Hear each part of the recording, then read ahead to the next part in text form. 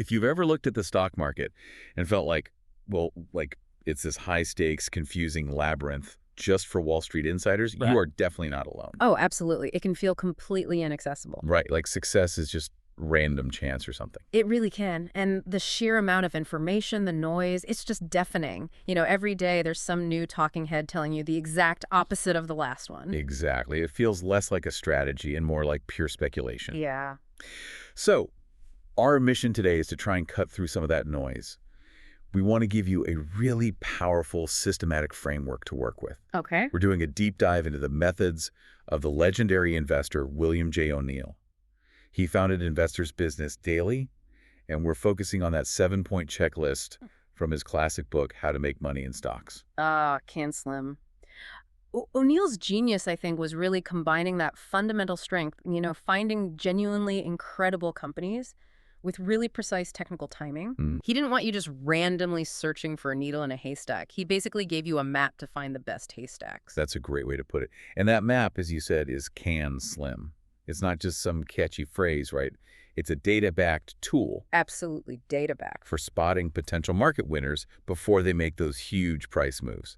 So let's unpack this toolkit, starting with the basics and the financial health of the company. Right, the fundamentals. Yeah. And the first two letters, C and A, they're all about earnings momentum, and they are absolutely critical. O'Neill is basically asking you to become a detective here. A detective, how so?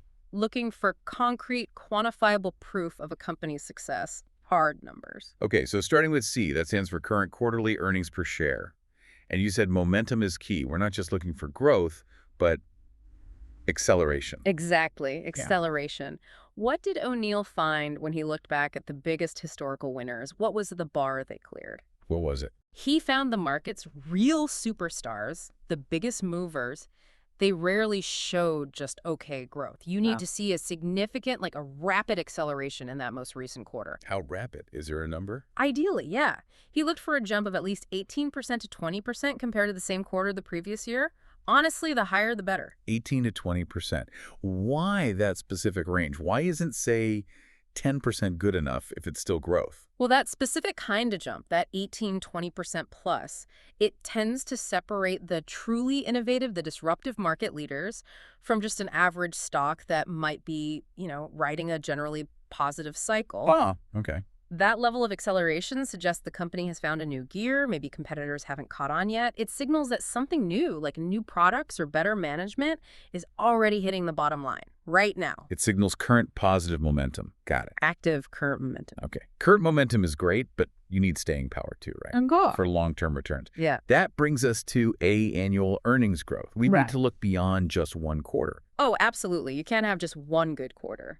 The A demands a strong track record. O'Neill looked for significant annual earnings growth shown over the last, say, 5 years. 5 years, okay. Yeah, this proves the business model is solid, it's successful through different economic conditions, not just catching a temporary wave. If the C shows you the speed, the A shows you the stamina. Speed and stamina. I like that. Okay. Okay, moving from the financial numbers to maybe what actually causes the stock price to surge, the catalyst. This is the N, new products, new management, new highs. This is where O'Neill starts to challenge some conventional thinking, doesn't he? He really does. What's fascinating is that the biggest stock moves, historically, are often tied to something fundamentally new. Could be a game-changing product, maybe fresh leadership with a new vision. Right. But the part that trips most people up, the really counterintuitive bit, is the new highs. Yeah, because your gut feeling is probably, oh, I missed it. The stock's already up 50% this year. Buying now feels like chasing. Isn't that just super risky? Well, that's what most people think. But O'Neill did exhaustive studies, looked at mountains of data, and found the opposite was often true. Really? Yeah. He found that stocks hitting a new 52-week high are often just confirming their fundamental strength. They might be pausing, consolidating, before launching their next big move. So the stocks you should be looking at are the ones already doing brilliantly. Exactly. The real risk, according to O'Neill, is buying something cheap, something beaten down, hoping it magically turns around. That rarely works out with the big winners. That's a powerful shift in perspective. Okay, so we found a potentially great company. Now we need to look at the market forces around it. The supply and demand. Yep. Back to Econ 101, essentially, but applied specifically to shares. You're looking for a relatively small supply of available shares that's often called the float, Small supply. combined with high demand. And critically, that demand needs to be significant, particularly from large institutional investors, the big players. Okay, so if the supply, the float, is small, it means any sustained buying, especially from those big funds with deep pockets, is going to move the price up quickly because there just aren't that many shares available for sale. Precisely. There's less stock to absorb the buying pressure, which leads us very naturally to the next letter, L, leader or laggard. Leader or laggard. O'Neill really simplifies things here. He does. His advice is crystal clear. Only invest in the leaders. If an industry group is doing well, you absolutely must pick the company that's outperforming its peers within that group, the ones setting the pace. But what about the laggards? I mean, they might be cheaper. Maybe they have more room to bounce back. Isn't there more potential upside, theoretically? You might think so, but O'Neill argued that the things making a leader successful, the resources, the management talent, the market position, tend to just reinforce that success. They build momentum. Laggards often just stay laggards or become even riskier. They need too much to go right just to catch up. He'd say focus your capital on the best, because the best tend to keep getting better.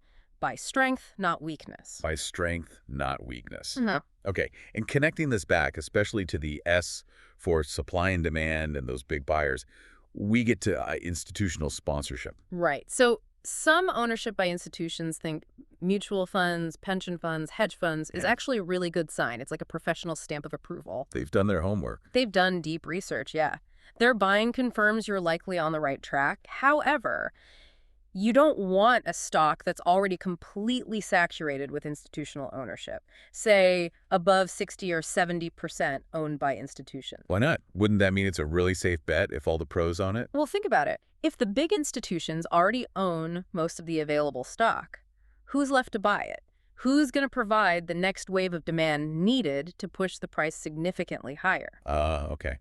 Running out of buyers. Exactly. The goal is to find a company that is actively gaining institutional attention. Maybe it's in the, I don't know, 30% to 50% ownership range, and that number is climbing each quarter. The sweet spot. That's the sweet spot. As more professionals recognize the success shown by the C, A, and N factors we talked about, their ongoing buying acts like fuel. It helps drive the stock price up over time. Makes sense. Okay, now for the last letter, M. And O'Neill apparently thought this was maybe the most critical part, market direction. Absolutely crucial. He was adamant about this. You could follow the first 6 letters perfectly, find an amazing company, and still lose money if you ignore the overall market trend. Because the tide lifts all boats, or sinks them. Pretty much. Yeah. O'Neill famously found that roughly 3 out of every 4 stocks will move in the same direction as the general market average, like the S&P 500 or the NASDAQ. So if the whole market is heading down, even your star stock is probably going down with it. High probability, yes. But market direction sounds vague. How do you actually read that? How did O'Neill make that actionable, not just a gut feeling? He wasn't about gut feelings at all. He provided specific technical tools. He popularized tracking things like follow-through days after a market bottom attempt. Follow-through days. Yeah, it's a specific signal where a major index jumps up significantly on increased volume, confirming that a new uptrend is likely starting. Conversely, he watched for distribution days. Which are? Days where the market indexes close down or maybe flat, but on higher volume than the day before. It suggests institutions are quietly selling, distributing shares. Too many distribution days signals a weakening trend. Okay, so you're looking for confirmation of an uptrend before you even start applying CAN-SLIM to individual stocks. That's the green light. If the market's in a confirmed uptrend, then you start your CAN-SLIM stock search and look for buying opportunities. If the market is in correction or showing heavy distribution, stay out. Stay on the sidelines, preserve your capital, wait for the weather to clear. That really does make it a complete system. It's not just what to buy, but crucially, when to buy. And when not to buy. Exactly. The timing is everything. Okay, so we've gone through the CAN-SLIM checklist to the fundamental side. But you mentioned earlier O'Neill's system is like a powerful 1-2 punch. It combines that fundamental strength with precise timing and discipline. Right, and that timing aspect, that's where the technical analysis, the chart reading comes in. You found the great company with CAN-SLIM. Now you need the right entry point using the charts. And O'Neill really emphasized looking for stocks emerging from proper chart bases, right? Yeah. What does that consolidation period actually signal? And why is waiting for it to finish so important? A base is basically a pause. The stock has already made a significant move up, and now it needs to digest those gains. It trades sideways, maybe dips a little, forms a pattern. This often takes several weeks, sometimes months. Okay. What it signals is that the initial surge of buying has cooled off. Maybe impatient investors or weak hands have sold out. The stock is building like structural integrity for its next potential move higher. It's shaking out sellers. And he championed one pattern in particular, the cup with handle. For someone listening who maybe doesn't stare at charts all day, how can they visualize that? It pretty much looks like what it sounds like. Imagine a teacup. You have a rounding bottom. That's the cup part. That's the main consolidation. Okay, like a U shape. A shallow U, yeah. Then on the right-hand side, near the top of the cup, you get a little downward drift in price, usually much shorter. That's the handle. The handle. The handle is that final brief shakeout before the stock ideally breaks out above the top of the cup and handle pattern. That breakout point on strong volume is the precise buy signal O'Neill looked for. Waiting for that specific breakout. That level of precision really does set the system apart. But okay, finding the winner, timing the entry, that's only half of it, isn't it? Maybe less than half sometimes. The really hard part, where most individual investors probably stumble, is the selling discipline. Oh, absolutely. This is probably the most critical part of O'Neill's entire philosophy and the hardest emotionally. Fear and greed take over when it comes to selling, especially fear of loss. Holding on too long, hoping it comes back. Exactly. That's why O'Neill's solution is so famous and so strict. That hard and fast rule for cutting losses. Right. Tell us about that rule again. He mandated no negotiation, no exceptions, sell any stock that drops 7% to 8% below your purchase price. Period. Wow. 7 to 8%. That sounds incredibly tight. Why not give it a bit more room, like 10% or 15%? Isn't it painful selling if it might just be a temporary blip before heading higher? It is emotionally painful in the moment, no doubt. But O'Neill's data analysis showed something crucial. If a stock you picked using the tough can slim criteria still fails right out of the gate and drops 7-8%, the odds are actually very high that something is wrong and it's going to drop much further. That rule is purely about capital preservation. It takes the emotion, the hope, completely out of the decision. So you protect your war chest, as he might call it. Exactly. You cut the loss small and fast. That capital is now safe and ready to be redeployed into the next potential winner that meets the rules and is breaking out properly. It stops small mistakes from becoming portfolio disasters. Ultimate risk management. Okay, the discipline applies on the winning side too, right? Yeah. You want to let winners run, but not forever. How do you know when a great run might be ending? You have to stay vigilant. O'Neill talked about watching for signs of a climax top. This is often like a final exhausted surge upward. The price might shoot up dramatically for a few days on massive, unusually heavy volume. Okay. And then it often reverses sharply lower, again on heavy volume. That exhaustion spike is a major warning sign. You also watch for those distribution days we mentioned earlier, but now on the individual stock chart. So seeing the institutions, the ones who likely bought it down in the base, now starting to sell heavily. Precisely. They're unloading their shares, often to the excited public jumping in late. Seeing multiple days of heavy volume selling as the stock struggles to make new highs or starts rolling over, that's your cue to take profits. Requires constant attention then. Okay, so let's try to synthesize all this.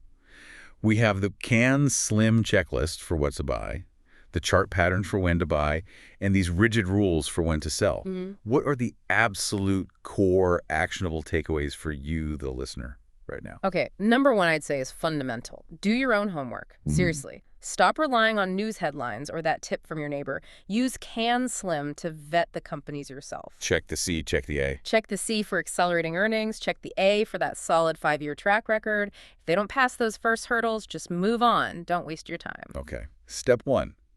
Homework. What's step 2? Step 2 is embracing the technical side. Learn to read basic charts. You don't need to become a Wall Street quant, but understanding how to spot those proper bases, especially that cup with handle, that gives you the timing edge. It tells you when the stock is potentially ready to move, giving you the confidence to buy at that precise breakout point, not just randomly. Homework, charts. What's the third key takeaway? Discipline. Master the discipline. This is honestly where most individual investors fail. You have to commit to the rules, especially that non-negotiable 7-8% loss-cutting rule. No exception. No exceptions. Success with this kind of system absolutely demands leaving your ego, your fear, and your greed at the door. Follow the rules, trust the system. So when you put it all together, O'Neill really gave individual investors a complete roadmap, didn't he? A way to think and act much more like a professional. He really did. It combines that deep dive fundamental analysis, finding truly outstanding companies, with the sharp timing of technical analysis, and crucially, that bedrock of strict risk management. And what's so revolutionary about it, looking back, is how it flips that old buy low, sell high adage completely on its head. Totally. It actively encourages you, even demands that you buy stocks that have already been moving up, stocks that are showing strength. By focusing on L for leaders and N for new highs. The system forces you to buy strength and momentum and ignore weakness or things that look cheap for a reason. Okay, so maybe the provocative thought to leave everyone with today is this. We know the system emphasizes leaders, L, and new highs, N. Right. So think about this. How does that common, deeply ingrained fear, the fear of buying something that's already gone up, of chasing it, how does that fear actually prevent most investors from following the market's clearest signals of strength?